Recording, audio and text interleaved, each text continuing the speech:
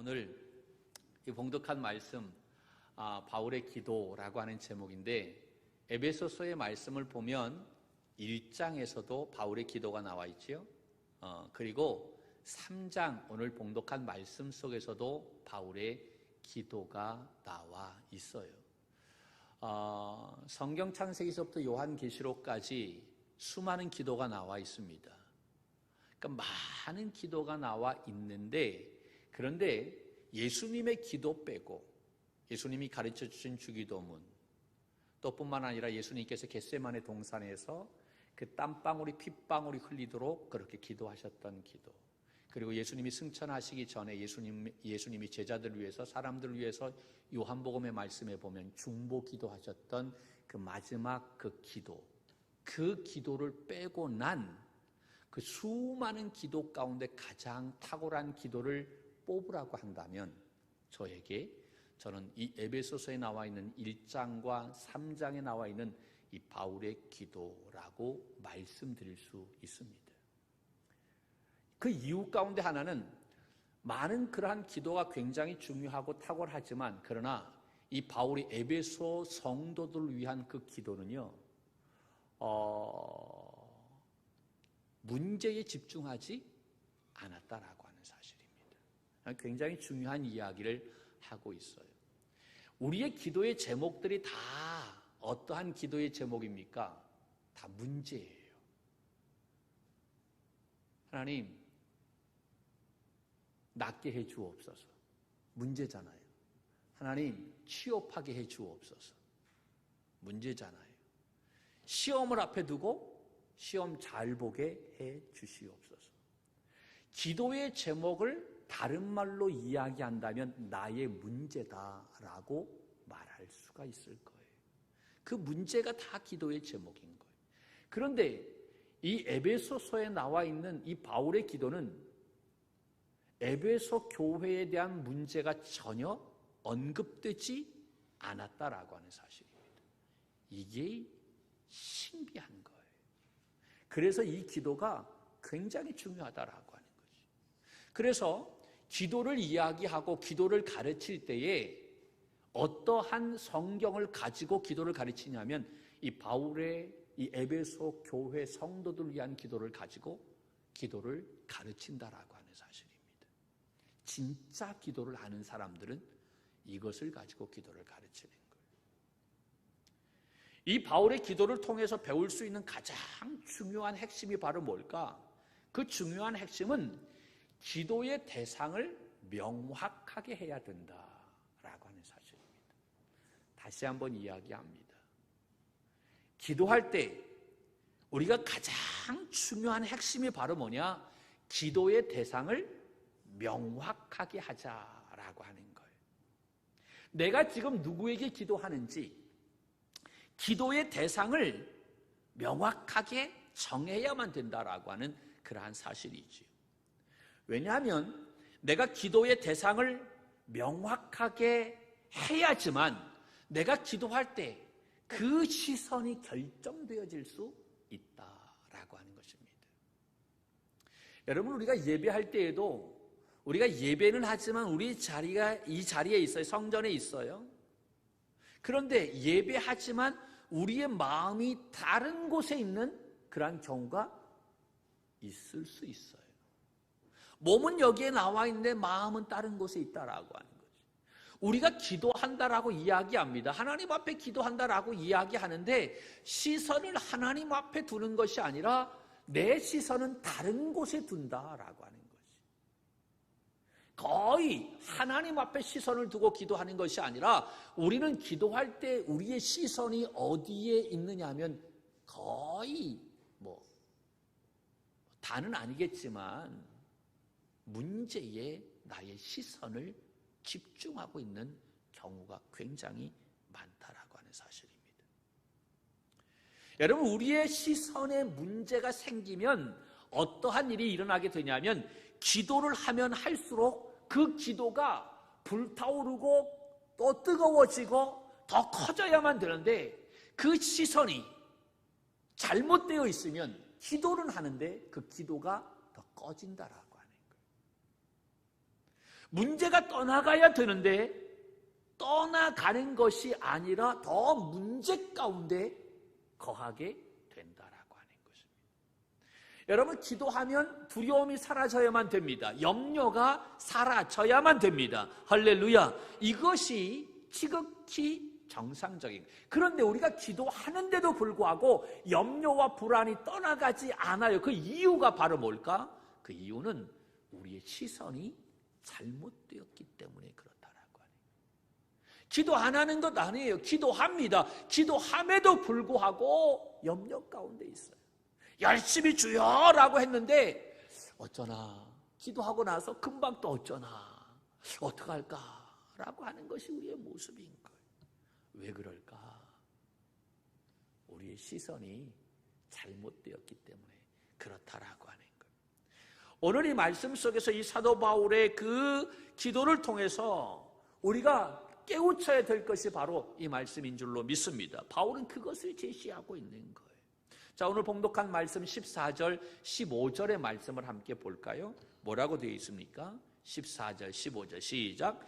이러므로 내가 하늘과 땅에 있는 각 족속에게 이름을 주신 아버지 앞에 무릎을 꿇고 비노니. 거기에 보면 어디에다가 줄을 쳐야 하냐면 아버지 앞에. 우리가 기도할 때 누구 앞에 기도하는 거예요? 아버지 앞에. 하나님 아버지 앞에 우리가 기도한다. 우리의 기도의 대상이 바로 누구인 거예요? 하나님인 거예요. 믿습니까?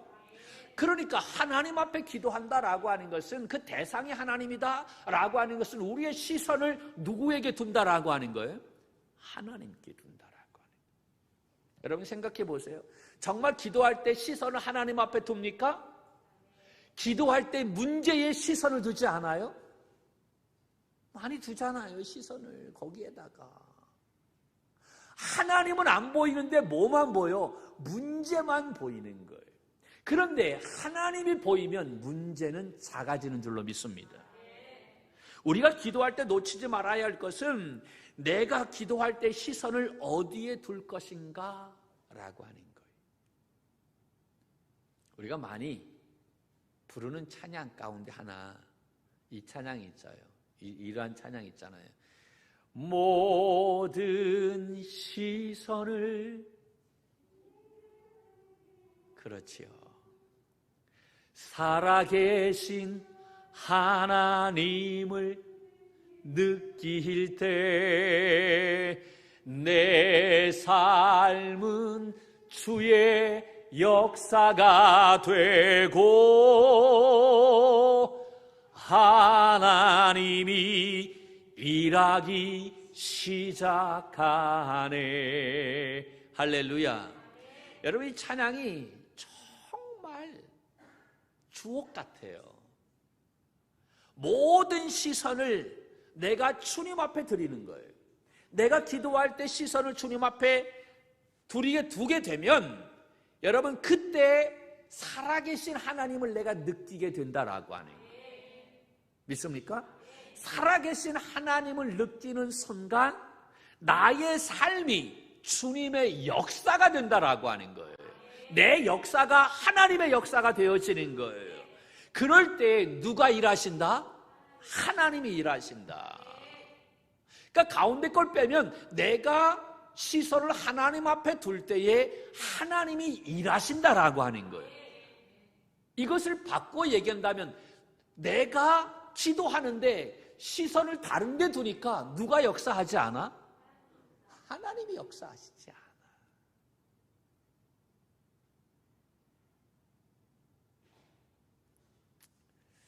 남자들이 그래요. 여자분들이 잘 알아야 할 것은요, 남자분들하고 대화할 때는요, 눈과 눈을 아이 컨택이라고 얘기하죠. 잘 보고 이야기해야 돼. 귀는 듣는데 눈은 다른 데가 있어. 알았어. 그리고 나서 대답은 알았다라고 얘기하는데 금방 잃어버려. 왜냐하면 듣는데 귀로 들어서 그래요. 마음으로 듣지 않아. 눈으로 보는 게 아니라 마음으로 보아야 되는데 그렇잖아요. 여러분, 내가 눈으로 보고 마음으로 보고 눈으로 귀로 듣고 마음으로 들어야 될 줄로 믿습니다. 그러니까 내가 그렇게 이야기했는데 왜 안 해? 라고 이야기한 것은 시선도 그렇지만 마음을 딴 데 두었다라고 하는 이야기지.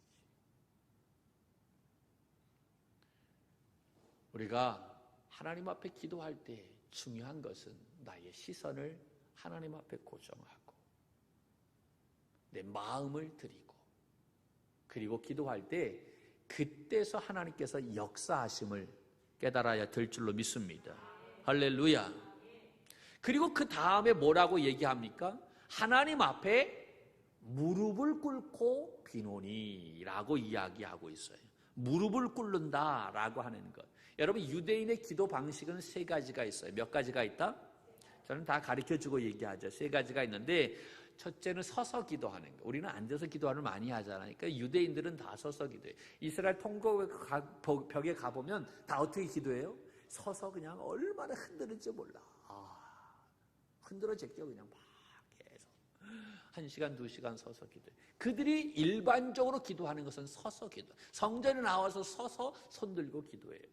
우리가 찬양할 때에도 앉아서 하지 말 그 사람들은 다 서서 그렇게 하는 경우가 굉장히. 어떻게 하나님 앞에 앉아서 우리가 예배할 수 있겠느냐라고 하는 거지.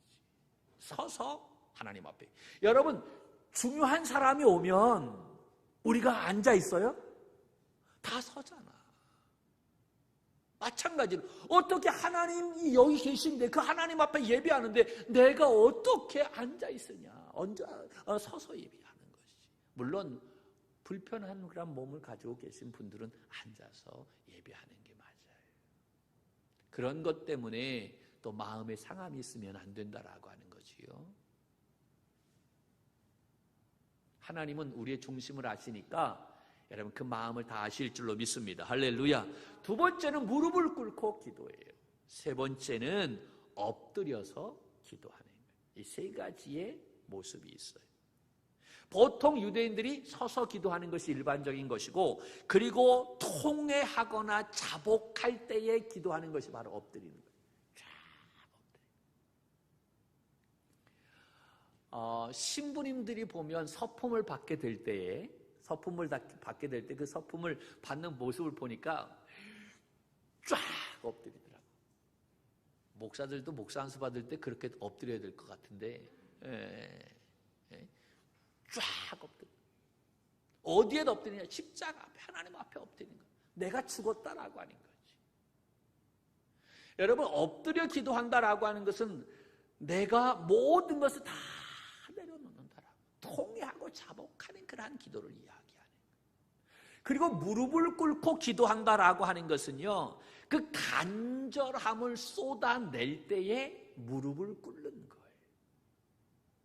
우리도 사람 앞에 무릎 꿇는 경우가 많이 있잖아요. 그 간절함을 표현하는 것이.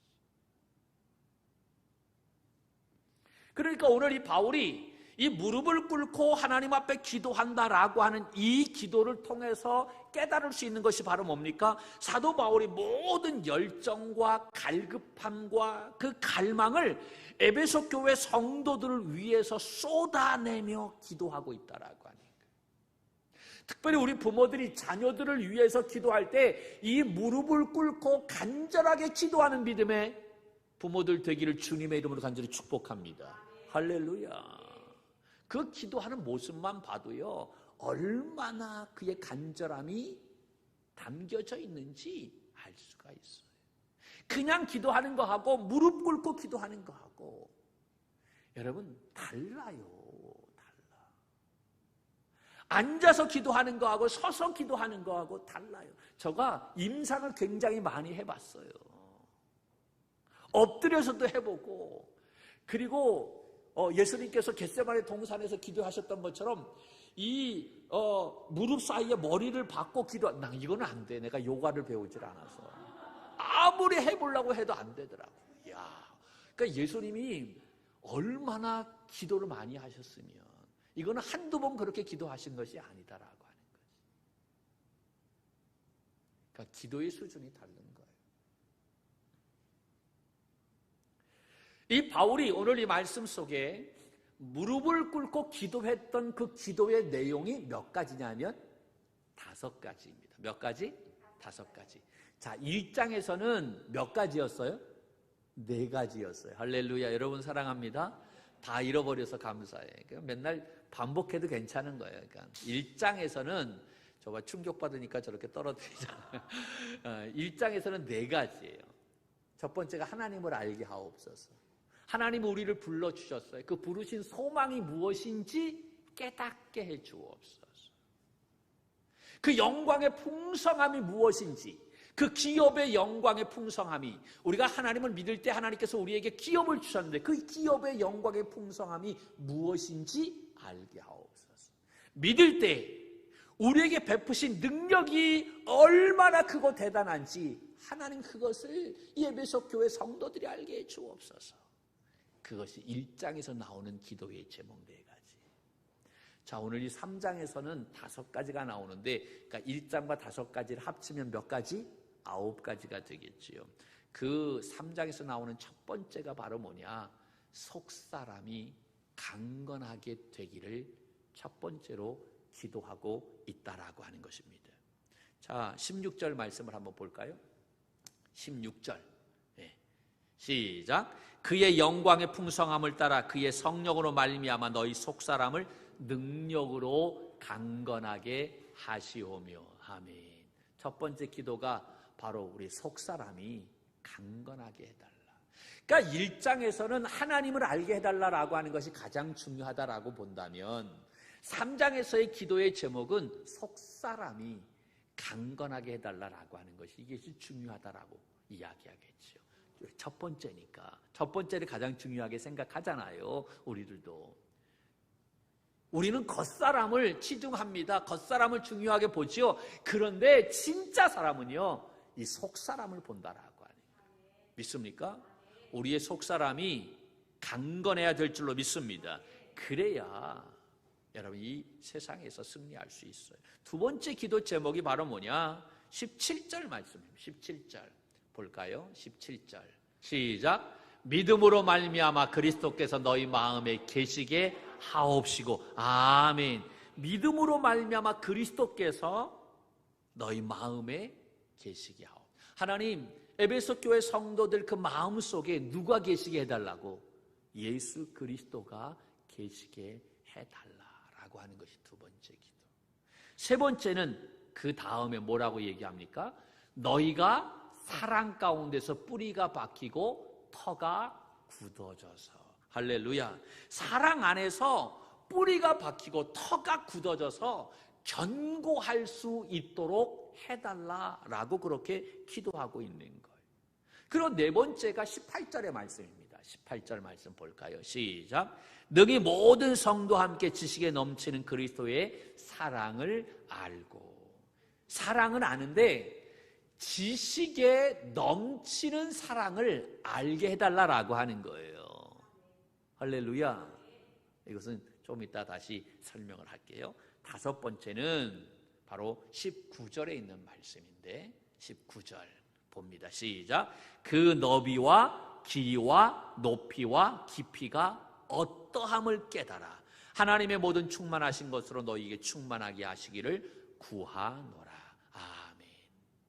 하나님이 충만하신 분이신데 이 충만이라고 하는 이 말은 다른 말로 표현한다면 풍성이다라고 이야기할 수가 있겠죠. 에베소서에서 또 풍성하신 하나님 그리고 완전하신 하나님이라고 이야기할 수 같은 의미인 거예요. 하나님이 충만하십니다. 충만에 대해서 제가 설명을 드렸죠. 할렐루야. 그 하나님이 충만하신 것처럼 사랑도 충만하고 은혜도 충만하고 모든 것이 다 충만하세요. 우리들도 그를 믿는 우리 믿음의 성도들도 그렇게 충만하기를 원하고 있다라고 하네요. 그것을 위해서 기도하고 있는 거예요. 여러분 생각해 보세요.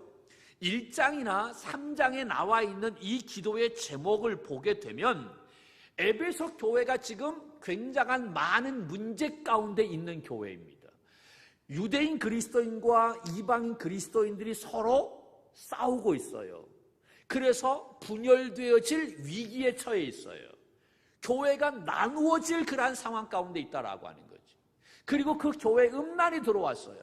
여러분, 에베소 그 지역이 얼마나 음란한지 몰라요. 아담의 신전으로 말미암아 거기에 창녀들이 얼마나 많이 있는지 몰라요. 3,000명이 넘는 그러한 사람들이 있다라고 얘기하잖아요. 그 음란함이 교회에 들어왔어요.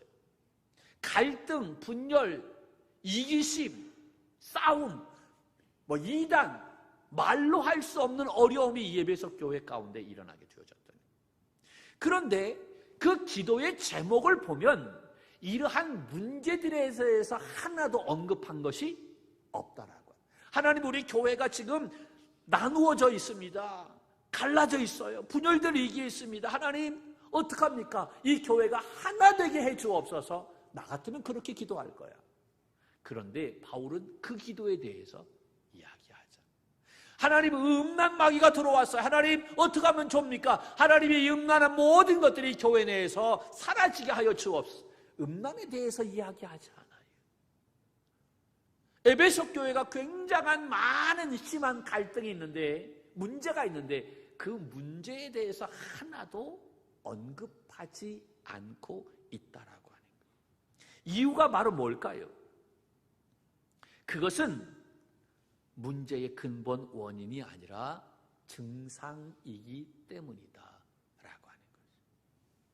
우리는 문제의 증상을 보고 그것에 집중해서 그 문제를 해결하려고 했습니다. 그러나 사도 바울은 달랐다라고 하는 거죠.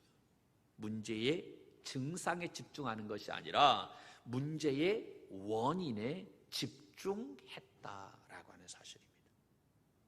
이 사도 바울이 기도한 이 5가지의 기도의 내용은 바로 에베소 교회의 가장 근본적인 문제의 해결이었던 것입니다. 이 근본 문제를 해결하게 된다면 나타나는 증상들은 한순간에 다 사라지게 된다라고 하는 거예요. 여러분, 파리떼가 여기 극성하게 됩니다. 맨날 에프켈라를 막 뿌려요. 그런데 쓰레기가 가득하게 되면 에프켈라만 뿌려봐야 조금 있다가 또다시 파리떼, 모기떼가 들어오게 되는 거예요. 그 파리떼와 모기떼가 없어지게 하는 방법은 바로 뭡니까? 그 원인을 제거하면 되는 거예요. 이해가 되십니까? 할렐루야. 5가지가 바로 그 원인이다라고. 이것만 해결되면 갈등 해결된다라고, 음란 해결된다라고 하는 거예요. 분열 해결된다라고 하는 거예요. 그러므로 우리가 기억해야 할 것은 어떠한 증상 가지고 싸우면 안 된다라고 하는 거예요. 근본 원인을 가지고 우리가 싸워야 하는 줄로 믿습니다. 오늘 이 5가지에 대해서 자세하게 이야기할 수는 없어요. 시간이 너무 많아서 이거 다 이야기한다면 한 3시간 이상은 할렐루야 있어야 되니까. 여러분, 첫 번째 기도 제목이 바로 뭐라고요? 속사람이 강건하게 해달라. 여러분, 우리가 생각해야 할 것이 바로 뭐냐면 이 속사람은 영혼이 아니에요. 잘 들어야만 됩니다. 이거 어려울 수도 있는데, 속사람은 무엇이 아니다? 영혼이 아니다. 그러면 사람은 영혼이 있어요, 없어요? 뭘 어렵게 생각해요. 사람은 다 영혼이, 예수님을 믿던 안 믿던 영과 혼이 다 있어요. 사람은 영, 혼, 육이 있잖아요. 3분설로 되어 있잖아요. 할렐루야. 네, 그래요. 다 사람은 영과 혼이 있어요. 그러나 속사람은 그렇지가 않다라고 하는 거죠. 이 속사람을 다른 성경에는 어떻게 표현되어 있느냐면 에베소 4장 21절로 24절 말씀에 보면 이것은 찾아야 돼요, 여러분. 아마 여기에 나와 있지 않을 거예요. 어제 카톡이 안 돼가지고 이걸 제가 못 보내줬어요.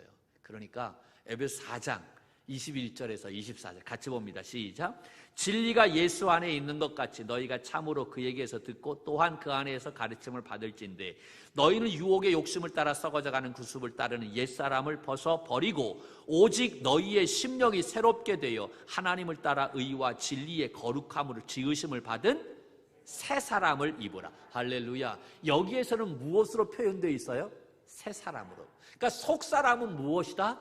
새 사람이다라고 하는 거예요.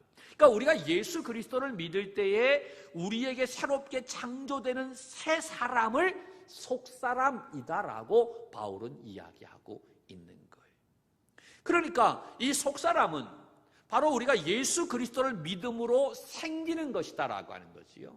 그런데 이 속사람이 예수 그리스도를 믿음으로 생기는 것인데 이것은 단번에 완성되는 것이 아니다. 로마서의 말씀을 빌린다면 성화의 단계를 거쳐야만 되는 거예요. 점진적인 성화가 이루어져야 돼요. 우리가 예수 그리스도를 믿으면 거듭나게 됩니다. 할렐루야.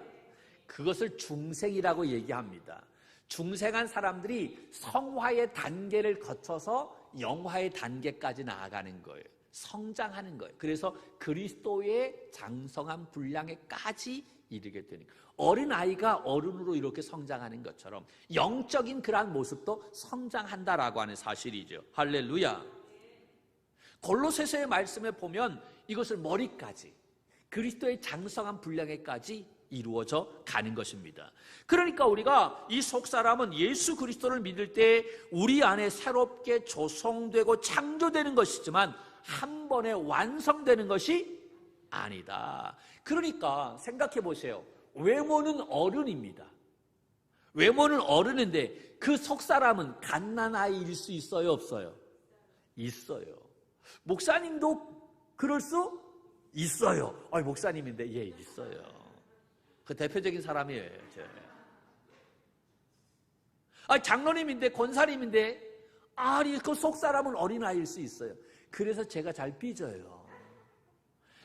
삐지는 이유는 내 속사람이 아직도 어린아이 수준이기 때문에 그런 거예요. 그러니까 내가 삐진다라고 여러분 삐지지 마세요. 우리 목사님이 지금 어린아이의 그 수준을 가지고 있구나. 그래서 바울이 이야기한 것처럼 내가 자꾸 삐지면 여러분이 그렇게 하나님 우리 목사님 그 속사람이 능력으로 강건하게 해 주시옵소서 그렇게 기도하시라고. 남편이 자꾸 삐져요. 어른인데 삐질 수 있어요. 왜냐하면 속사람이 어린아이이기 때문에 그런 거예요. 그러니까 불쌍히 여기시라고요. 할렐루야. 예, 측은히 여기고 하나님 아직도 어린아이 수준인데 하나님 속사람이 강건하게 하옵소서. 속사람이 강건하면요 변함이 없어요. 흔들리지 않아요. 할렐루야. 어떠한 것도 견딜 수 있는 줄로 믿습니다. 그런데 그 속사람이 강건해지는 방법이 바로 뭘까요? 성령인 거예요. 그래서 그의 성령으로 말미암아 너희 속사람을 능력으로 강건하게 해달라라고 기도하고 있는 거예요. 할렐루야. 두 번째 뭐라고 얘기합니까? 믿음으로 말미암아 그리스도께서 그 마음에 계시게 해달라. 여러분 예수 그리스도가 우리 마음속에 계시게 해달라라고. 바울이 에베소 교회 성도들을 위해서 기도한 하나님 그 성도들이 그 마음에 예수님이 계시게 해주옵소서. 물론 우리가 예수 그리스도를 믿을 때 우리 안에 예수님이 들어오십니다. 임재해 계시죠. 예수님이 거하시는 거예요. 할렐루야. 사랑하면 그 사람이 내 마음에 임하잖아요. 내 안에 그래서 너 있다 그렇게 얘기하잖아. 그런데 여러분 생각해 보세요. 이것만 얘기하고 마칠게요. 예수님이 내 안에 계시면 달라져요. 예를 든다면 이런 거지요. 엄마들이 아이를 임신하게 됩니다. 그러면 먹는 것, 자는 것, 생각하는 것이 달라져요. 그렇게 좋아하던 커피도 끊어요. 이야, 먹지 말라고 아무리 얘기해봐도 소용없어. 그런데 임신을 하면 누가 그렇게 하라고 얘기하지 않아도 끊어요. 여러분, 그 안에 생명이 있기 때문에 그런 거잖아요. 여러분 생각해 보세요. 내 안에 그 살아계신 예수님이 계시는 거예요. 예수님이 내 안에 계신데 내가 마음대로 행동할 수 있겠는가라고 하는 거예요. 그들이 지금 음란 가운데 있어요. 그들이 지금 싸우고 있어요. 그들이 지금 분열 가운데 있어요. 이유가 바로 뭘까? 그들 안에 누가 없기 때문에 그런 거예요. 예수님이 없기 때문에 그런 거예요. 이해가 됐어요? 그래서 바울이 하나님 정말 예수를 믿는 사람이라고 한다면 그 안에 예수님이 있어야 되는데 이게 예수님이 어떤 때는 있다가 어떤 때는 없다가 들어왔다가 나왔다가 들어왔다 나왔다가 하는 거 이게 인간인 거예요. 그러니까 없을 때는 자꾸 싸우는 거예요. 그러니까 막 신경질 나면 그 사람이 지금 그 안에 누가 없다는 얘기예요? 예수님이 없다는. 그러니까 그걸 알고 그때 기도하는 거예요. 하나님, 저 사람이 지금 예수님이 그 안에 없는데 예수님 빨리 들어오게 해주옵소서. 예수님이 있으면 화 견뎌낼 수 있어요. 그거 절제할 수 있는 거예요. 할렐루야. 그분이 내 안에 들어왔는데, 아니 새 생명이 내 안에 있어도 먹는 건 내가 절제하는데 그 살아계신 예수님이 내 안에 있으면 여러분 뭘 못하겠어요. 할렐루야. 아까 이 지식에 넘치는 사랑, 그걸 얘기했죠. 여러분 사랑도요 뭐 다 이야기할 수는 없지만 어떤 사람은 책으로 연애를 배우는 사람이 있어요. 그런 사람 있잖아요. 책에서 이렇게 책을 읽고 그렇게 연애하는 사람. 근데 그것은 한계가 있어요, 없어요? 있어요. 그래서 지식에 넘치는 사랑을 알게 하옵소서. 하나님의 사랑이 우리가 생각하는 그 지식에 그게 포함이 되느냐라고 하는. 하나님의 사랑은 우리의 생각하는 것보다 더 넓다라고 하는 거예요. 우리가 많은 죄를 지었어도 우리의 죄보다도 하나님의 사랑이 더 크기 때문에 여러분 하나님은 우리를 다 수용할 수 있다라고 하는 사실입니다. 할렐루야. 그 사랑이 얼마나 큰지 그것을 알게 해달라. 그냥 마지막 하나님의 충만하심으로 우리가 충만하게 되기를. 여러분 정말 하나님이 충만하시잖아요. 하나님이 뭐 없는 거 어디 있어요? 그 충만하신 하나님 그처럼 우리도 충만하게 하옵소서. 그 충만함을 얻을 수 있는 비결이 바로 뭘까요? 그 하나님이 충만하신데 그 충만함을 우리가 얻을 수 있는 방법은 우리가 예수 그리스도의 형상을 회복하는 거예요. 예수 그리스도의 형상을 회복하는 방법이 바로 뭘까요? 주님을 바라보는 거예요. 할렐루야. 그 주님을 바라보면 닮아가게 되는 줄로 믿습니다. 그 형상을 닮아가게 되는. 부부도 계속 바라보면 닮아간다 그러잖아요. 우리도 하나님 바라보면 나도 모르는 사이에 그 하나님의 성품, 인격, 그 하나님의 충만함이 여러분 우리에게도 임하게 되는 줄로 믿습니다. 할렐루야. 여러분 바울의 기도는 문제의 증상에 집중하지 않았어요. 문제의 원인을 보고 그 원인을 위해 기도했던 거예요. 그 원인은 해결되면 이 나타나는 증상은 해결되기 때문이다. 우리도 나타나는 문제에 여러분 집중하지 말고 우리가 하나님 바라보고 기도하면 하나님 닮기를 우리가 애쓰면 우리의 삶 속에 나타나는 모든 문제 해결할 수 있는 줄로 믿습니다. 하나님을 알면 끝나는 거예요. 우리의 속사람이 강건하면 끝나는 거예요. 하나님의 충만하심으로 충만하면 어떠한 문제도 우리의 걸림돌이 되지 않는 거예요. 그러한 수준 있는 우리 믿음의 청지기들이 되기를 주님의 이름으로 간절히 축원합니다.